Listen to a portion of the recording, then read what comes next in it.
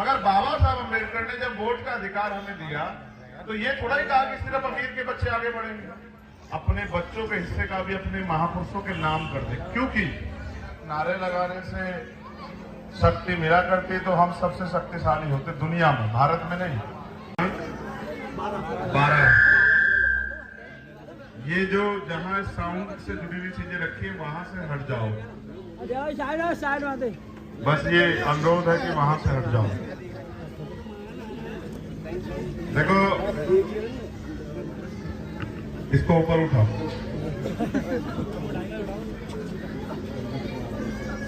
ये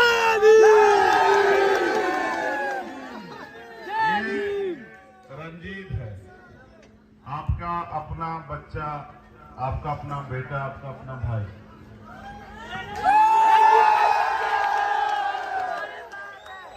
मैं आपके प्यार का, आपकी भावनाओं का सम्मान करता हूं, लेकिन मैं नौजवान साथियों को ये भी कहना चाहता हूं कि अगर सिर्फ नारे लगाने से शक्ति मिला करती तो हम सबसे शक्तिशाली होते दुनिया में, भारत में नहीं। क्योंकि हमारे लोग बाबा साहब अम्बेडकर के सबसे ज्यादा नारे लगाते हैं, नहीं लगाते हैं, लेकिन राजनीतिक हैसियत तो हमारी सबसे ज्यादा कमजोर है। तो इसका मतलब खाली नारे लगाने से शक्ति नहीं मिलेगी। अब मेरी बात पे आप गौर करो।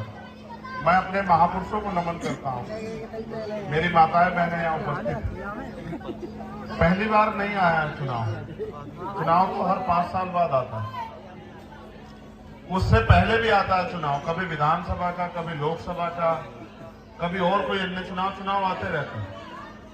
लेकिन चुनाव इसलिए आते हैं कि जनता के हाथ में शक्ति आती है कि जनता तय करे कि वो अपने क्षेत्र का नुमाइंदा नेता कैसा चाहती है। मैं जहां तक रंजीत को जानता हूं, भले ही ये गरीब का बेटा हो, लेकिन एक खासियत है इसकी कि ये अपने बच्चों की दूध का पैसा भी मुंह से मुंह में लगाता है। इतना बड़ा दिल नहीं होता सब लोगों के पास, अमीरों के पास तो वैसे नहीं होता है।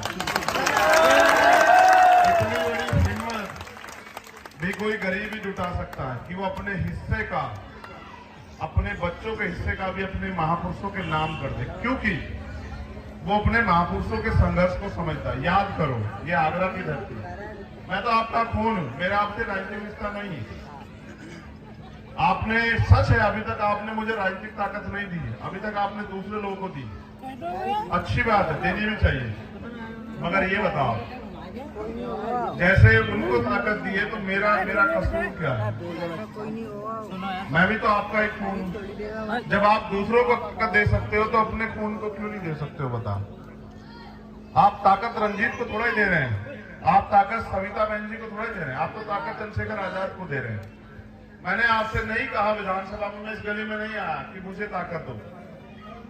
आपको लगता था कि हमसे जुड़े हुए दूसरे लोग ताकतवर हो सकते हैं, लेकिन मैं आपसे कह रहा हूं, ये शहर का चुनाव, नगर का, आपको नगर की सरकार बनानी, आपका पार्षद कैसा हो ये आप तय करेंगे।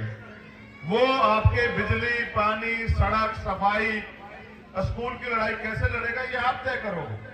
मगर बाबा साहब अम्बेडकर ने जब वोट का अधिकार हमें दिया तो ये थोड़ा ही कहा कि सिर्फ अमीर के बच्चे आगे बढ़ेंगे या पैसे वाले लोग ही राज करेंगे। उन्होंने तो ये कहा ना कि इस वोट की शक्ति से, उन्होंने तो कहा ये बात जब उन्होंने वोट का अधिकार हमें दिला, कहा आज मैंने रानी का पेट चीर दिया है, आज के बाद राजा आपकी वोट से तैयार होगा। मैं नहीं आया आपके यहाँ कभी वोट मांगने, क्योंकि मैं तो आपका खून हूं, मैं तो लड़ूंगा जब तक जिंदगी रहेगी। लेकिन मेरा ये मानना है, जो आदमी अपनी मेहनत की कमाई से भी समाज के लिए योगदान करे, अगर उस आदमी को अवसर मिलेगा तो वो आपके लिए नहीं काम करके दिखाएगा। मैं बताऊं, अगर आपको ये लगता हो कि मैंने इतना सा भी संघर्ष किया इस लड़ाई को लड़ने के लिए, बाबा साहब के आंदोलन को चलाने के लिए, तो इस शहर की सरकार में मेरी हिस्सेदारी करवा देना।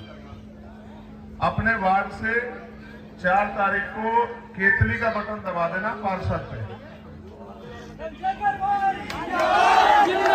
इधर आपने पार्षद का बटन दबाया केतली का, इधर अमीरों को झटका जोर का बड़े प्यार से लगेगा।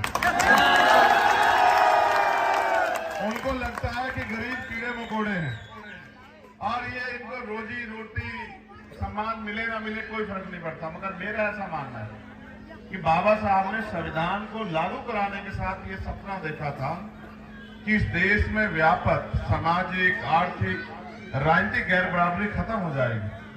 आज तक भी नहीं खत्म हो पाई, इसलिए वो गैर बराबरी खत्म हो, उनका अधूरा सपना पूरा हो तो उनके बच्चों को कुछ ना कुछ कुर्बानी देनी पड़ेगी।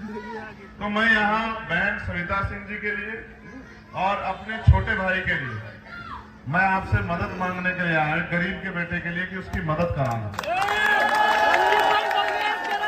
देखो मैं सब बताऊं, मैं तो सब में बैठता हूँ।